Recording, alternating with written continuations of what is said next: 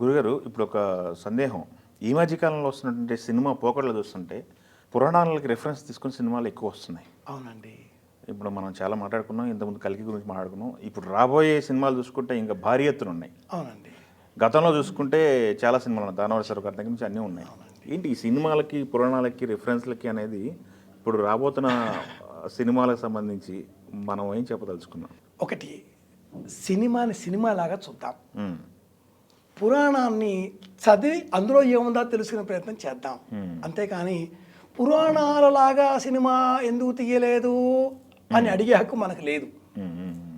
పురాణాలలో ఉండే కంటెంట్ తీసుకొని సినిమా నిర్మించి మనకు వారు ఏది అనుకున్నారో అది చెప్పే ప్రయత్నం చేశారు. వినోదంతో పాటు విజ్ఞానం కూడా పూర్వపు సినిమాలలో ఉండేది. ఆ మాటకు వస్తే మిత్రమా, తొలి తెలుగు టాకీ భక్త ప్రహ్లాద పురాణం సినిమానే. అది తొలి తెలుగు టాకీ 1932 అనుకుంటాను. నాటి నుంచి నేటి వరకు మధ్యకాలంలో మన జనరేషన్ అనుకుంటే దానవీర శూరకర్ణ, ఇంకొంచెం ముందుకు వెళితే కర్ణ, లేదా ఆ తదుపరి ఆ సమయంలో అనుకుంటే కురుక్షేత్రం కావచ్చు, ఇంకా ఎన్నో సినిమాలు, విరాట పర్వం కావచ్చు, శ్రీకృష్ణ ఆంజనేయ యుద్ధం కావచ్చు, శ్రీకృష్ణ తులాభారం కావచ్చు, శ్రీకృష్ణ పాండవిజయం కావచ్చు. రామారావు గారు పురాణ పురుషుడు. కొన్ని సినిమాలు తీసేలా మన ముందు వదిలేశారు. ఆయన్నే అన్నట్లుగా ఒక ఏమంటారు, ఒక మైలురాయిలాగా నిలిచిపోయారు. అవును. రామాయణంలో ఉండే కథలు వేరు, లవకుశ రామాయణంలో ఉన్న కథ కాదు. ఓకే. ఆ కథ ఆధారం చేసుకున్న ఇతర నాటకాలలో వచ్చిన కథ. అలాగే రామాయణం, భారతం, భాగవతం ఈ మూడే మనకు ప్రధానం. వీటిలో ఉండే కథలను తీసుకొని నేటి సమాజానికి ఎలా చెబితే బాగుంటుందో ఆలోచన చేసి అలా చెప్పే ప్రయత్నాన్ని వాళ్ళు చేశారు. అల్టిమేట్గా నీతిని బోధించాలి అనేదే కాన్సెప్ట్. రాబోయే సినిమాలు చూద్దాం. నాడు భక్త కన్నప్ప, కృష్ణంరాజు గారినే జ్ఞాపకం పెట్టుకుంటాం మనం, రెబల్ స్టార్ అని చెప్తాం. అలాంటి రెబల్ స్టార్ కేటుగాడు అనే సినిమా చేశాడు, బాబులుగాడు దెబ్బ అన్న సినిమా చేశాడు, అనేక సినిమాలు చేశాడు. నిజానికి భక్త కన్నప్ప అంటే కన్నడ సినిమాలో వచ్చిన కన్నప్ప, రాజ్ కుమార్ సినిమా చెప్పుకోవాలి, అది కూడా గుర్తుకొస్తుంది. రాబోయే కన్నప్ప కూడా జ్ఞాపకం వస్తుంది.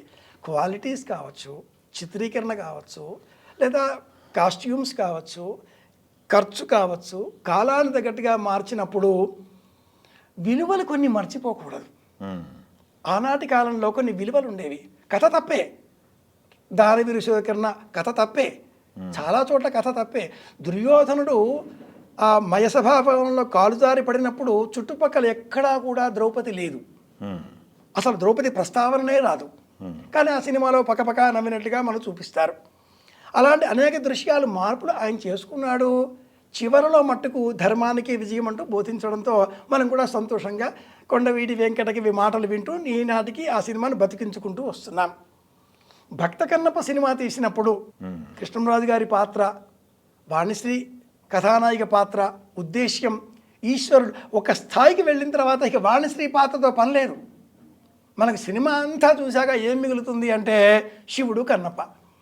వామాచారంలో కూడా మాంసం నైవేద్యం పెట్టి తింటానని చెప్పేవాళ్ళు స్వామీజీలు ఉన్నారే, కన్నప్పకు ఉన్నంత భక్తి తీవ్రత ఉంటే స్వామి స్వీకరిస్తాడు. మనం కన్నప్ప కన్నుకు బదులుగా కన్ను పెట్టాడు, అంతటి భక్తి తీవ్రత ఉంది కాబట్టి మాంసం ముక్కలను శివుడి ముందర పెడితే ఆయన తిన్నాడు, కరుకులు కరుకుట్లు తిన్నాడు, నోట పుక్కిలలో నీళ్లు తీసుకువచ్చి పోస్తే స్వీకరించాడు, కాలి చెప్పుతో పువ్వును తొలగిస్తే అంగీకరించాడు. అంత తీవ్రత కన్ను తీస్తే కన్ను పెట్టేంత ఉంది కాబట్టే కన్నప్ప అయ్యాడు ఆయన. అంత తీవ్రత మనలో కూడా ఉంటే మనం కూడా వామాచారం పేరిట ఏమైనా నాటకాలు వేయవచ్చు. ట్రాక్ పక్కకు అని కాకపోతే మళ్ళీ కంటెంట్లోకి వచ్చేస్తే రాబోయే సినిమాలలో అశ్వత్థామ, షాహిద్ కపూర్ సుమారుగా 500 కోట్ల పైన బడ్జెట్తో రాబోతుంది. ఆదిపురుష్ మనం చూసాం, కన్నప్ప తెలుగువాడికి సంబంధించే ఇలాంటి 10 సినిమాలు రాబోతున్నాయి. ప్రేక్షకులందరికీ కూడా మనం చెప్పే మాట ఏమిటి అంటే సినిమాలు ఆదరిద్దాం, సినిమాని కాపాడుకుందాం. సినిమాలో ఉన్న కంటెంట్ అదే నిజం అని కాదు కనుక పురాణం చదివే ప్రయత్నం చేద్దాం, తెలుసుకునే ప్రయత్నం చేద్దాం. అల్టిమేట్గా ఈ సినిమాల వల్ల కలిగే ప్రయోజనం ఏమిటి అంటే ఈనాటి కాలంలో ఎంతమంది ప్రవచనకారులు చెబుతున్నా కూడా మత సంబంధమైన విషయాలలో మతాంతరీకరణలు అవుతున్నాయి, లేదా మత మార్పిడులను మనం చూస్తున్నాం, లవ్ జిహాదులు చూస్తున్నాం, హిందూ ధర్మాన్ని ఏ విధంగానైనా దెబ్బకొట్టాలనే ప్రయత్నాలు మనం గమనిస్తున్నాం. అవన్నీ తట్టుకునే విధంగా ఈ పురాణాల బేస్ ఆధారంగా వచ్చే సినిమాలు కొంత హిందూ ధర్మానికి మేలు చేస్తాయి. చర్చల పేరిట కానీ డిస్కషన్స్, ఇంక్విజిటివ్నెస్ పెరుగుతుంది ఆడియన్స్లో, తెలుసుకుందాం అనే జిజ్ఞాస పెరుగుతుంది. ఒక 25-30 ఏళ్ల క్రింద, 40 ఏళ్ల కింద అనుకుందాం, రామానంద సాగర్ గారు రామాయణం తీస్తే ప్రతి ఇంటా కూడా మామాజీ, భాంజా అన్న పదాలు మనం వినేశాం, హిందీ రాకపోయినా కూడా చూసాం. అదే సీక్వెల్లో మనం మహాభారత్ కూడా చూసాం. ఎంత ప్రయోజనం అవి సాధించాయో ఈ రాబోయే 2 ఏళ్ల కాలంలో వచ్చే ఈ 10 సినిమాలు అంతే ప్రయోజనాన్ని మనం చేకూర్చి పెడతాయి. మర్చిపోకూడని అంశం ఒక్కటే, సినిమా ఇలా ఎందుకుంది అనడం మానేయండి. సినిమాని సినిమాలాగా చూడండి, పుస్తకాలు చదివే ప్రయత్నం చేయండి.